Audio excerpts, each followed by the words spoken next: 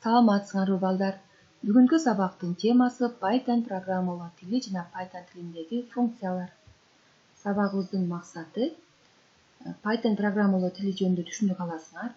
Python тилинде командаларды жазууну, сактоонун жана аткаруунун кадамдарын, функциялар менен иштегенди үйрөнөсүңөр балдар.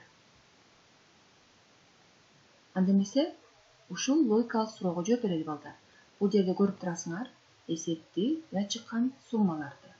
Демек эң аягында суроо белгиси турган орунга кайсы сумма туруш керек балдар? Кайсы сан пайда болот бул жерде? Кана ойлонуп көрөбүз. Бул жердеги эсептөө, бул жердеги суммалар кандайдыр бир эреженин негизинде пайда болгон сандар балдар. Ойлонуп көрөбүз. Кайсы сан туура келет? Суроо белгисинин ордуна балдар. Эгерде баарыңар бул жерде 37 деген санды көрсөңөр, анда туура таптыңар балдар, азаматсыңар. Эң биринчи биз Python программалоо тили жөнүндө маалымат алалы балдар. Бул жаңы үйрөнүп жаткандар үчүн жана жеткиликтүү болгон ар түркүн багыттагы программаларды түзүү үчүн колдонулган аспап. Башкача айтканда программалоо тили. Программалоо тили бул алгоритмдерди жазуу үчүн колдонулган формалдуу тил, аткаруучу компьютер болот. Бүгүнкү күндө көптөгөн программалоо тилдери бар, бирок Python программалоо тили эң кеңири жайылган программалоо тилдеринин бири. Тарыхый маалыматтарга таянсак, бул тил 1980-жылдары нидерланддык программист Гвидо ван Россум тарабынан ойлонуп табылган.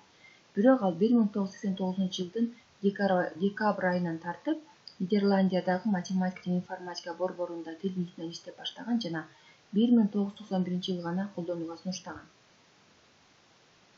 Python программалоо тили интерпретатор эки режимде иштейт. Биринчи интерактивдүү режим, экинчи программалык режим. Интерпретатор бул биздин программаны окуп, андагы камтылган нускамаларды аткаруучу программа. Биз Python программалоо тилин компьютерге орноткондон кийин бизде биринчи кадамдагы силер көрүп турган сүрөттөгү терезе ачылат. Консоль терезеси ачылат. Андан кийин экинчи кадам жаңы файлды түзүшүбүз керек.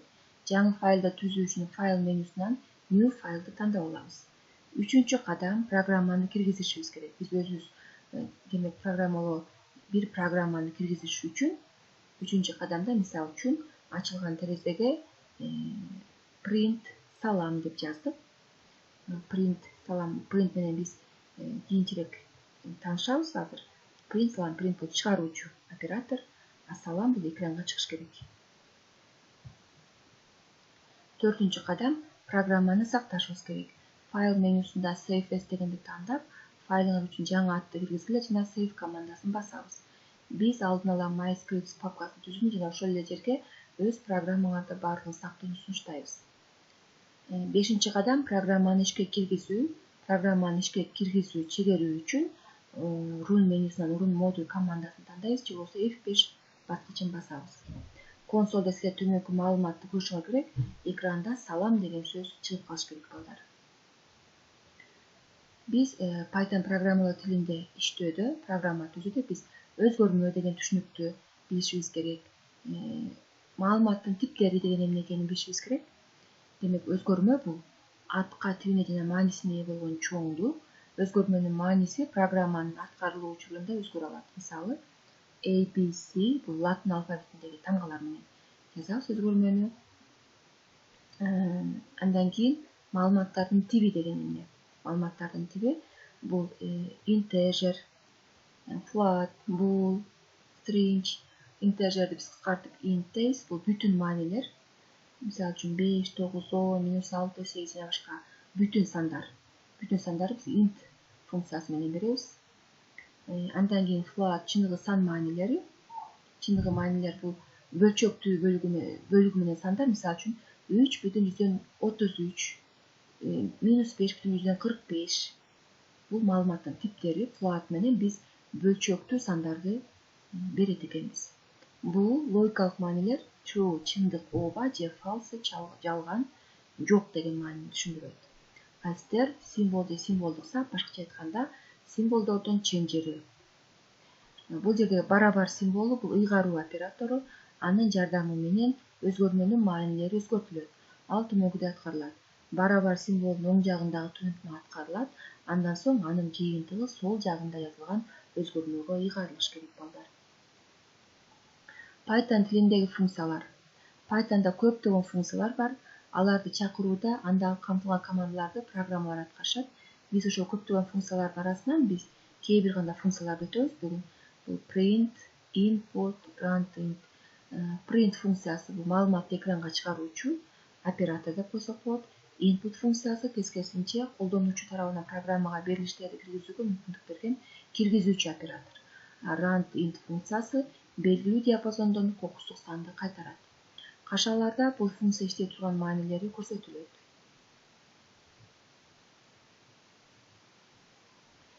Биз Python тилинде программа түзүп көрөлү.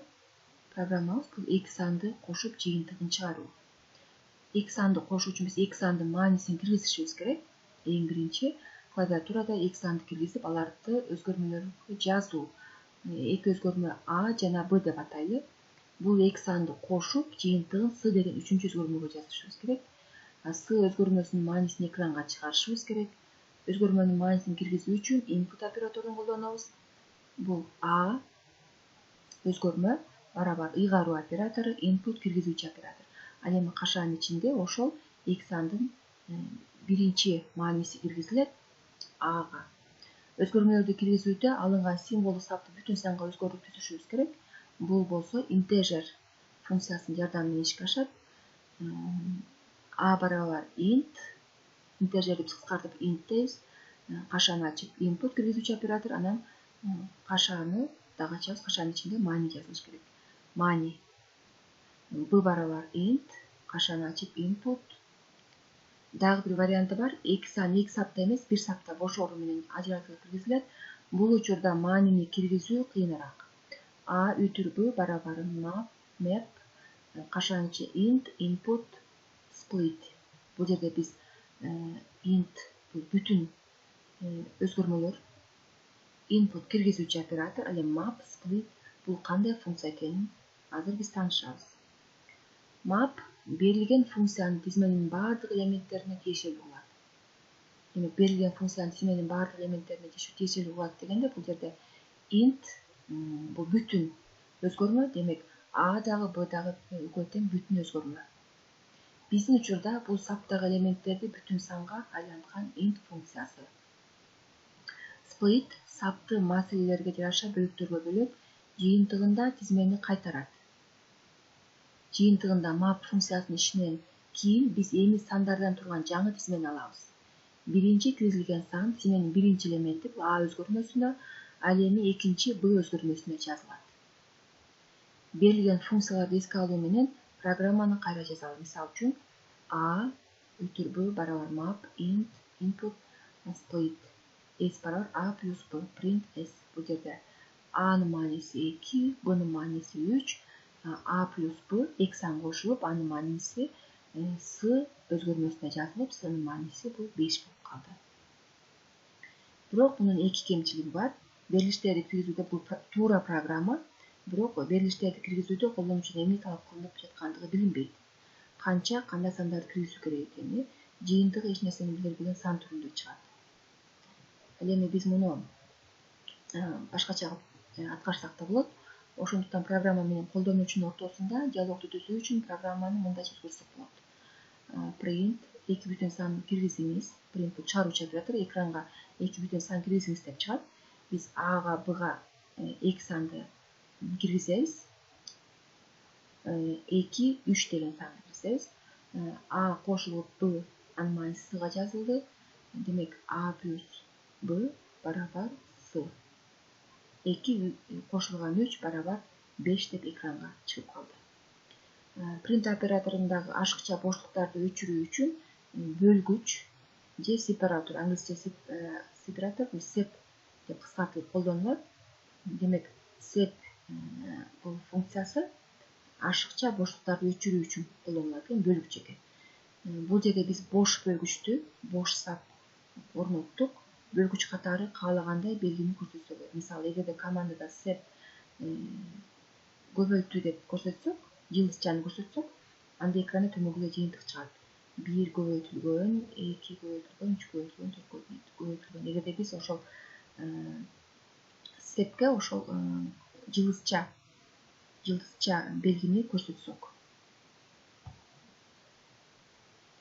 Анда эмесе балдар сабакты бышыктайлы. Сабакты бышыктоо үчүн төмөндөгү суроолорго жооп берип көргүлө. Программалоо тили деп эмнени түшүнөбүз балдар?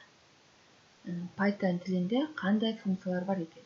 Биз бул жерде кээ бир гана функцияларды көрдүк, билдик. Негизи Python тилинде көптөгөн функциялар бар. Аны кийинки сабактарда үйрөнөбүз. Ыйгаруу оператору деп эмнени түшүндүңөр? Маалыматтын тибин атаңла. Кандай маалыматтын типтери бар экен балдар? Бул суроолорго өз алдыңарча жооп берип көргүлө балдар. Ал эми үйгө тапшырма А, Б, С өзгөрмөлөрүнүн суммасын, айырмасын табуучу программа түзүп келе. Демек 3 сандын суммасын жана айырмасын табуучу программа түзүп келебиз үйдө. Көңүл бурганыңарга чоң рахмат. Кийинки сабакта жолугушакты. Сак саламатта тургула балдар.